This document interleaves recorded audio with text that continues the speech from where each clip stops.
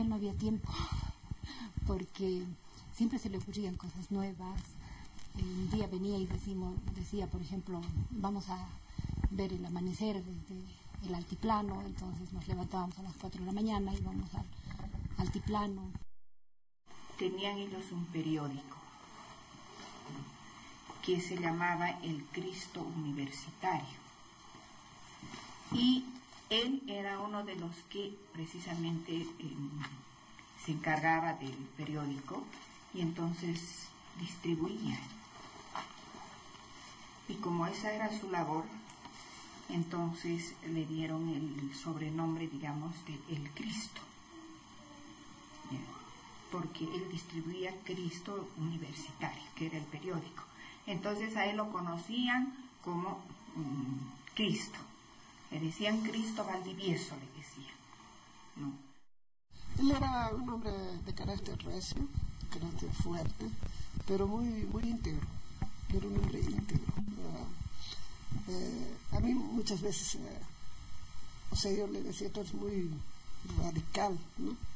Él decía o noche o día, no admito términos medios, ¿no? Entonces él decía, no, la vida no puede ser tan radical, siempre hay que ser un poco más elástico. No, decía él. Una vez traté mal a un varita de tránsito y él dejó impasible que me lleven al tránsito. Me dijo que yo había humillado a un camarada y que no porque era varita dejaba de ser camarada. Bueno, era una persona bien correcta. Le gustaba tener orden, le gustaba la vida del campo, le gustaba los platos más humildes, ¿no? Siempre su agüita, o allá su besito, chupárselo, ¿no? Pero así, cosas especiales, no. A él nunca le gustó ese tipo de cosas. Siempre, los momentos que más pudo estar con sus hijos, siempre los trató de hacer los más agradables. Siempre trató de poner la responsabilidad fuera, quien perseguía todo eso, siempre trató de darse el tiempo, el modo de cómo criarnos.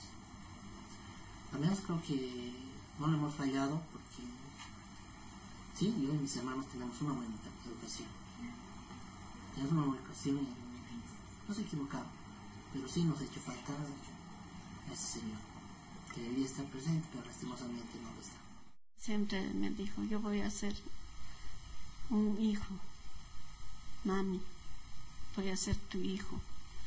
Y lo cumplió porque era bastante bueno, muy bueno, cariñoso.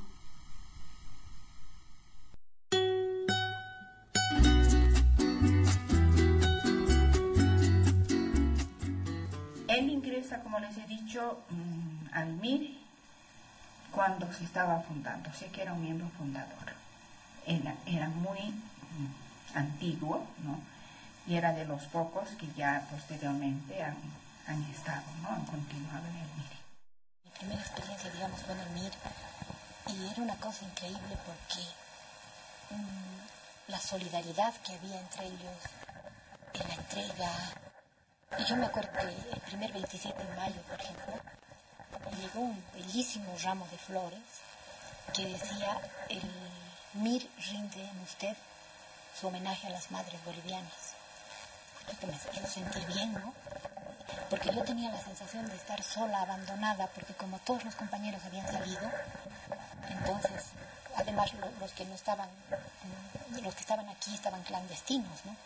Entonces, que me llegue así un ramo de flores me hacía sentir que había gente detrás mío que me estaba cuidando, y que no estaba sola en mi desgracia.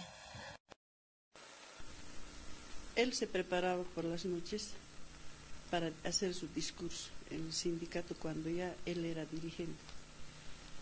Y lo hacía con todas las ganas, porque él amaba su partido. Eran bastante románticos, eran muy dedicados, desinteresados, sin pedir nada a cambio. En la empresa él tenía que salir becado a Holanda, en la empresa donde trabajaba, ¿no?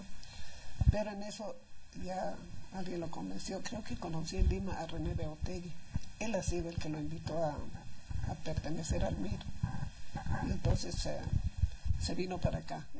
El compañerismo, el crecimiento conjunto fue muy significativo, fue muy importante, de tal manera que para muchos de nosotros, de nosotras, el MIR, la militancia en aquel momento, se constituyó en el objetivo de nuestra vida.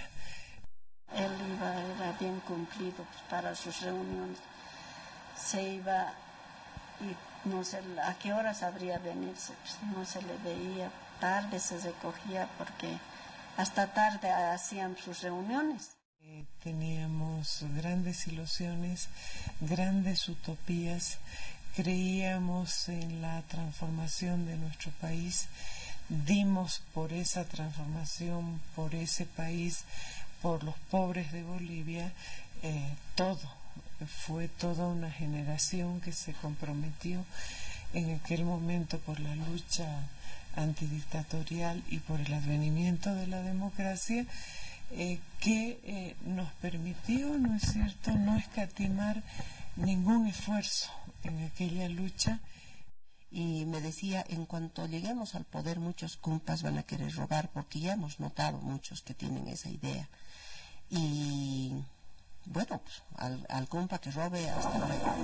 Aquel compañero que crea, ya les he dicho y les repito, que está entrando al mundo para ustedes su beneficio, compañeros, para convertirse en un nuevo ladrón de este país, compañeros, está perdiendo su tiempo. Ahí tiene la palanca, ahí tiene hay 40, 57 partidos ahí en este país para poder robar, compañeros. Tienen para escoger. Mire, el MIR debe tener 5 militantes robados, compañeros, a tener 1000 militantes robados, compañeros.